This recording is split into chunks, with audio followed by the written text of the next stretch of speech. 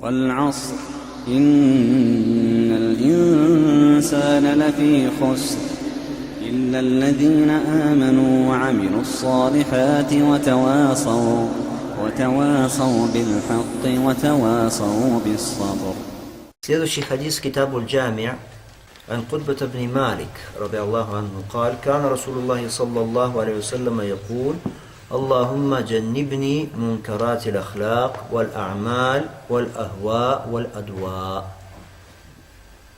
Хадис от Кутбы ибн Малик, да будет доволен им Аллах, который сказал, посланник Аллаха, саллаллаху алейхи вассалям, говорил: «О Аллах, отдали меня от скверных нравственных качеств, от скверных деяний, от скверных желаний и от скверных недугов».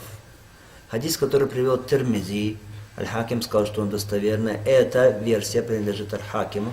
Шейх Аль-Альбани назвал хадис достоверным. Итак, пророк алейхиссалату вассалям обращался к Аллаху с такой мольбой: «Аллахумма джаннибни мункарати аль-ахляк». Аллахумма, Аллахумма, Аллахумма – это значит «Я Аллах», «О Аллах». Аллахумма значит «О Аллах». Но «Я» не упоминается здесь, частица обращения «Я Аллах». «Я» не упоминается здесь, вместо нее буква «Мим» в конце слова. То есть вот это вот «Я Аллах», «Я» заменена чем? Буквой «Мим», «Аллахумма». Почему? Потому что «Мим» указывает на сосредоточенность, на концентрацию. То есть эта буква «Мим» указывает на необходимость сосредоточения сердца, направленность его целиком к Аллаху субхану ва тааля. Аллахумма. Посмотрите, как каждая буква важна. Буква «Мим» указывает на что? На сосредоточенность сердца, на Аллахе субхану ва тааля, к которому ты обращаешься с мольбой. А почему «Мим» в конце? Для того, чтобы начало дуа было с имени Аллаха субхану ва тааля. Многие обращаются к Аллаху субхану ва тааля, часто говоря «Я Аллах, Я Аллах, Я Аллах», то есть говорит слово «Я Аллах». Мы скажем, сунна пророка алейхиссалату вассалям говорить «Аллахумма», обращаться к Аллаху субхану ва тааля таким образом. Как в этом хадисе? Итак, «Аллахумма джаннибни мункарати аль-ахляк». «О Аллах, отдали меня от скверных нравственных качеств». То есть, чтобы между мной и этими скверными нравственными качествами было большое расстояние. Ахляк – множественное число слова хулюк. Хулюк – это внутренний образ человека. Хорошо? У человека есть внутренний образ, есть внешний образ. Внешний образ – это называется аль-хальк. Внутренний образ называется аль-хулюк. Хорошо? Этот внутренний образ, он состоит из нравственных качеств. Так вот, пророк алейхиссалату вассалям обращался к Аллаху субхану ва тааля, чтобы Аллах дал вот эти внутренние качества, дал их, какие качества? Прекрасные. Отдалил, наоборот, от скверных качеств. Джаннибни мункарат аль-ахляк. Далее сказано «Ва мункарат аль-а'маль». «Валь-а'маль». То есть отдали меня от скверных деяний. Скверные деяния, что за деяния? Во-первых, это деяния такие, как ширк, многобожие, бидаты, новшества религиозные. Или убить, отобрать, своровать и так далее. Все виды прегрешений, все они относятся к мункарат аль-а'маль, скверным деяниям. Далее сказано «Валь-ахва», скверные ахва. Ахва что такое? Ахва – это желание человека. То, к чему склоняется душа человека. Да, она может склоняться к чему-то хорошему, но если это мункарат, если это нечто порицаемое Аллахом субхану ва тааля, тогда пророк саллаллаху алейхи ва саллям, видите, здесь он просит защиту, учит нас просить защиты от таких желаний.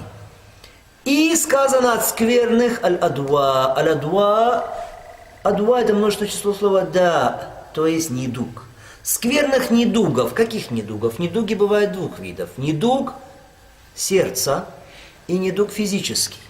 Это просьба защитить как от того, так и от этого. От скверных недугов. Бывают некоторые недуги, которые как бы обычные у людей. Хорошо? Какие-то, например, насморк, там, например, или еще что-то. Здесь именно Пророк ﷺ просит защиты от каких? От скверных недугов. То есть таких недугов, которые у людей считаются страшными. Хорошо? Которые являются страшными. И мы сказали, недуги на самом деле здесь включают в себя недуги как? Внутренние, то есть как недуги сердца, так и недуги физические. Хадис, сказано, привел Тирмизи, Хаким сказал, что он достоверный. Вообще, имам Тирмизи, рахмаллаху тааля, из его особенностей, что он уделял очень большое внимание хадисам, рассказывающим о нравственных качествах, об адабах, о нормах благопристойности, о деяниях сердца, о судном дне, о вещах, которые смягчают сердца. Имам Тирмизи много приводил таких хадисов. И у него приводятся такие хадисы по этому поводу, которые нет в других сборниках зачастую. Какие выводы из данного хадиса? Ну, во-первых, пророк, алейхиссалату вассалам, это человек. Да, он посланник Аллаха, он не как обычные люди, но он человек, то есть он нуждается в Аллахе субхану ва тааля. Он не может защитить себя, если не защитит Аллах субхану ва тааля. Он не может отвратить от себя такие вещи, о которых сказано здесь. Поэтому Пророк ﷺ обращается к Аллаху с дуа, к своему Господу с этой мольбой, потому что всем владеет только Аллах субхану тааля. Если бы владел Пророк ﷺ тем, что ему нужно, всеми этими вещами, то не нуждался бы тогда что? В дуа. Поэтому это важный вывод, касающийся акиды. Пророк ﷺ человек, нуждающийся в Аллахе субхану ва тааля. Другой вывод из этого хадиса, что ахляк, то есть нравственные качества, они делятся на ма'руф, то есть те, которые являются благими. Хорошо? И мункарат, те, которые являются порицаемыми, скверными. Достохвальные нравственные качества – это такие нравственные качества, которые приветствуются религией Аллаха субхану ва тааля. То есть те, которые являются благими у Аллаха субхану ва тааля, являются благими у людей. Если же какие-то нравственные качества являются скверными у Аллаха субхану ва тааля, скверными перед Аллахом субхану ва тааля и перед людьми, это важно. Хорошо, то это порицаемые нравственные качества. Поэтому очень важно смотреть у людей, как эти нравственные качества также, как они относятся, люди, к этому. Поэтому Абдулла ибн Мас'уд, он говорит, то, что мусульмане считают благим, то и у Аллаха есть благо, а то, что мусульмане считают скверным, то и у Аллаха скверно. Другой вывод из этого хадиса – это стремление пророка, алейхиссалату вассалам, уйти, удалиться, избежать плохих нравственных качеств. А раз так, значит мы делаем и обратный вывод какой? Стремление пророка, алейхиссалату вассалам, к благим нравственным качествам. Хорошо? Так каждый мусульманин, он должен стремиться к благим нравственным качествам, чтобы обращаться с людьми наилучшим образом. Еще один вывод из этого хадиса, что человеку следует, как пророк, алейхиссалату вассалам, это делал, просить Аллаха субхану тааля отдалить его от скверных деяний. Деяния, они бывают деяния, связанные с поклонением, как, например, отдалить от чего? От ширка. Хорошо? Всех видов ширка, всех видов многобожия. Большое многобожие, малое многобожие, скрытое многобожие, явное многобожие. И от скверных деяний, таких как прелюбодеяние, или воровство, или колдовство, или употребление спиртного, или употребление наркотиков. Проси Аллах субхану тааля защитить тебя от этих деяний. И сюда относятся деяния, которые не относятся, не связаны с поклонением. Хорошо? Но у людей, там, где ты живешь в этом обществе, эти деяния не считаются похвальными. С этим надо считаться, братья. Потому что некоторые говорят, в религии не сказано, что это порицаемое деяние, и делает это. Но у людей, где он живет, это деяние считается порицаемым. Мусульманин не должен вести себя так, что меня не волнует, что там у людей. Хорошо, и как принято у людей. Нет. Поэтому и пророк, алейхиссалату вассалам, предостерегает от такого пути. И говорит пророк, алейхиссалату вассалам, что то, что застали люди из слов предшествующих пророчеств, если не стесняешься, тогда делай, что хочешь. Хорошо? Поэтому, да, у человека должна быть связь с Аллахом Субхану ва Тааля. Он должен, это его ориентир. Что в шариате Аллах Субхану ва Тааля есть благое, что есть порицаемое. Это его ориентир. Но человек не должен терять свою связь с людьми. Хорошо? Не должен делать то, что является порицаемым у людей в обществе. Особенно призывающие. Сколько призывающих, которые вредят призыву ислама, когда они не считаются с тем, что принято у людей считать хорошим, что принято считать у них плохим. Ничего, говорит он, я не видел это в шариате, что это плохо. И делает какие-то вещи, которые здесь в этом народе, они считаются, что порицаемыми. Так не принято делать. Указывает это на что? Указывает на плохую нравственность, отсутствие у человека воспитанности, уважения к окружающим. С этим важно считаться, особенно призывающим. Хадис побуждает нас к тому, чтобы просить у Аллаха Субхану ва Тааля правильных желаний. Наоборот, просить защиты от скверных желаний. Сколько таких желаний, которые являются порицаемыми, человек делается рабом своих желаний.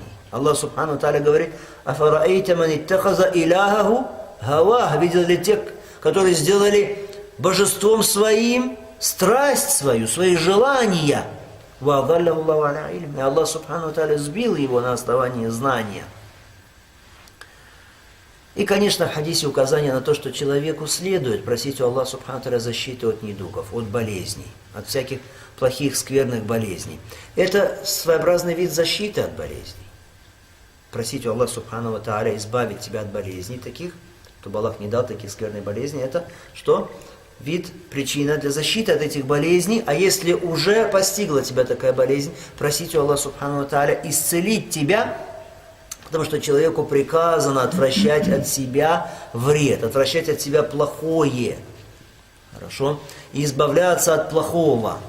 Поэтому если человек просит Аллаха Субхану ва Тааля, чтобы Аллах не давал ему каких-то плохих недугов, то противоречит ли тем самым человек сунне? Нет, наоборот, соответствует сунне.